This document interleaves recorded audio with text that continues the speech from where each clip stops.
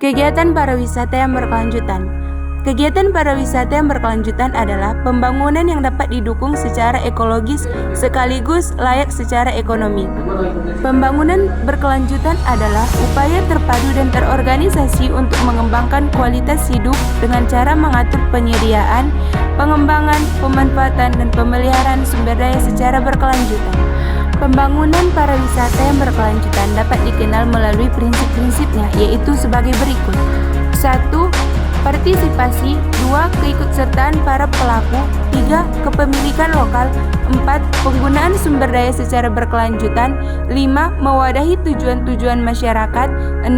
Perhatian terhadap daya dukung, monitor, dan evaluasi. Pemanfaatan sumber daya alam dengan prinsip ekofisiensi. Sumber daya alam merupakan kekayaan yang ada di alam, yaitu makhluk hidup, biotik, dan benda tak hidup atau abiotik, yang dapat dipakai untuk memenuhi kebutuhan hidup manusia. Sumber daya biotik yaitu tanah, air, batuan, udara, dan laut, atau semua yang dapat dikelola kembali. Biotik antara lain manusia, hewan, dan tumbuhan.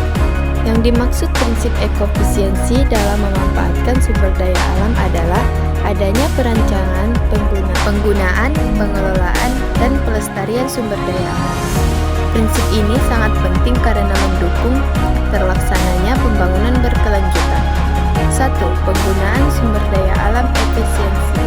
Penggunaan sumber daya alam tidak berlebihan dan mempertimbangkan keterbatasan jumlah.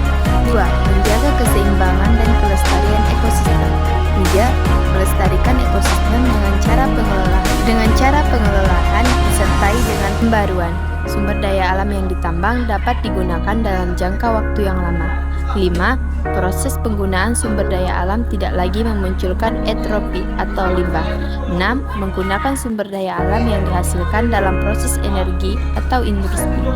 7. Proses penambangan sumber daya alam tidak lagi menimbulkan kerusakan lingkungan. 3. Prinsip ekofisiensi dalam melaksanakan sumber daya alam yang ada di Indonesia. 1. Prinsip ekofisiensi dalam pemanfaatan hutan.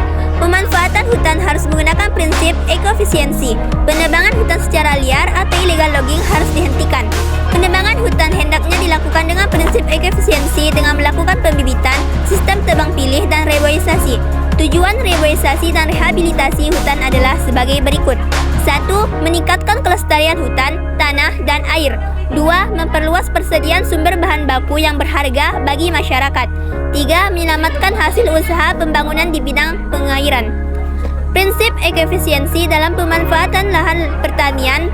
Pengolahan lahan untuk pertanian dilakukan dengan cara antara lain pemupukan, rotasi tanaman, dan pengolahan bahan lainnya. 3. Prinsip ekofisiensi dalam pemanfaatan tambang. Barang tambang merupakan sumber daya alam yang tidak dapat diperbaharui. Prinsip ekofisiensi pemanfaatan tambang dapat dilakukan dengan langkah-langkah sebagai berikut. 1.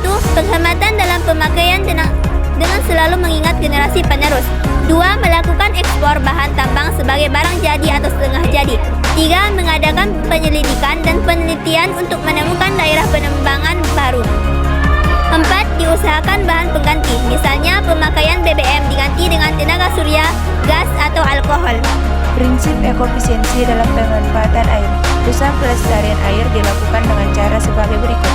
1. Mempertahankan keberadaan hutan agar mata air tidak kering. 2. Menjaga air sungai agar tidak tercemar. 3. Mengusahakan air sumur agar tetap bersih. 4. Mencegah pembuangan limbah nuklir atau limbah cair industri secara langsung ke laut. Prinsip ekofisiensi dalam industri. Penerapan prinsip ekofisiensi dalam industri sebagai berikut. 1. Meminimalkan penggunaan bahan baku dan energi. 2. Meminimalkan pelepasan limbah beracun ke lingkungan. 3. Menghasilkan produk yang dapat didaur ulang. 4. Pemanfaatan SDA yang dapat diperbarui. Prinsip ekofisiensi dalam memenuhi kebutuhan sumber energi.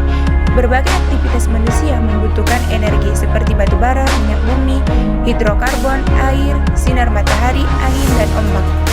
Prinsip ekofisiensi dalam pemanfaatan laut. Berbicara mengenai laut, maka kita berbicara mengenai sumber ikan di dunia.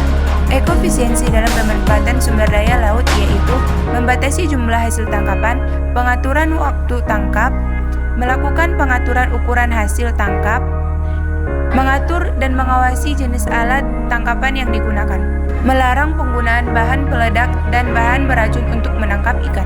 Analisis mengenai dampak-dampak lingkungan dalam pemanfaatan sumber daya alam. Kajian ini mengenai dampak penting suatu usaha dan kegiatan yang direncanakan pada lingkungan hidup yang diperlukan bagi proses pengambilan keputusan tentang penyelenggaraan usaha atau kegiatan yang dapat menimbulkan perubahan terhadap lingkungan hidup. Lingkungan hidup adalah keseluruhan unsur atau komponen yang berada di sekitar individu yang memengaruhi kehidupan dan perkembangan individu tersebut. Komponen lingkungan hidup dapat dibedakan menjadi komponen makhluk hidup, biotik, dan komponen benda mati atau abiotik. Lingkungan biotik, semua makhluk hidup yang menempati bumi seperti hewan, manusia, tumbuhan. Lingkungan biotik dapat dibedakan menjadi 1. Produsen. Produsen yaitu penghasil makanan sendiri. 2. Konsumen. Konsumen adalah organisme yang hanya memanfaatkan hasil yang disediakan oleh organisme lain. 3. Penguraian. Penguraian adalah organisme yang berperan menguraikan sisa-sisa makhluk hidup yang telah mati. Lingkungan abiotik. Berbagai benda mati dan unsur alam yang mempengaruhi kehidupan makhluk hidup seperti udara, tanah, air, dan sinar matahari. Adapun fungsi AMDAL antara lain sebagai berikut. 1. Bahan bagi perencanaan pembangunan wilayah.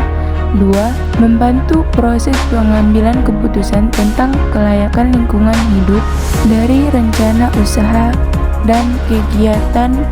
3. Memberikan masukan untuk penyusunan desain rinci teknis dari rencana usaha. 4. Memberikan masukan untuk penyusunan rencana pengelolaan dan pemantauan lingkungan hidup. Sertifikasi ekolabel dalam perdagangan bebas dunia.